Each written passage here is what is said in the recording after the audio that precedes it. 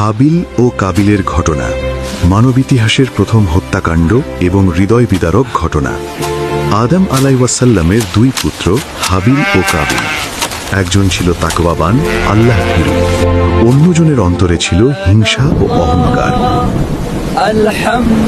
তাদের পিতা আদম আলাইহিসসালাম বললেন, হে বৎস, আল্লাহর সন্তুষ্টি অর্জনের উদ্দেশ্যে তোমরা দুজন কুরবানি পেশ করো।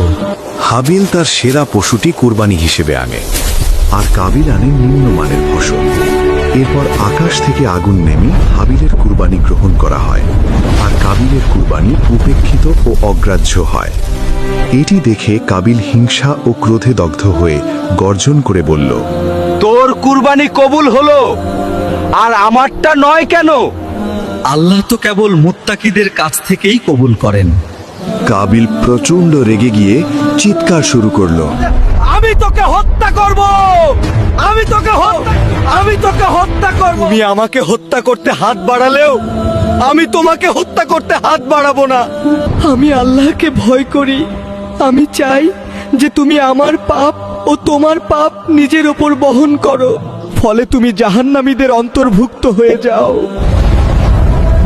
আর এটাই জালিমদের প্রতিদান।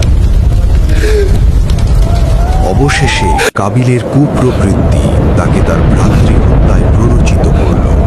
অতঃপর সে তাকে হত্যা করল, ফলে সে ক্ষতিগ্রস্তদের অন্তর্ভুক্ত হয়ে গেল। অনুশোচনায় কাবিল লাশ নিয়ে দিশেহারা হয়ে গেল। তখন আল্লাহ একটি কাক পাঠালেন। সে মাটি খুঁড়ে দেখালো কিভাবে ভাইয়ের লাশ গোপন করতে হয়। হায় আফসোস, আমি কি এই কাকটির সমানও হতে পারলাম না? আর সে গভীর অনুতাপে ডুবে গেল।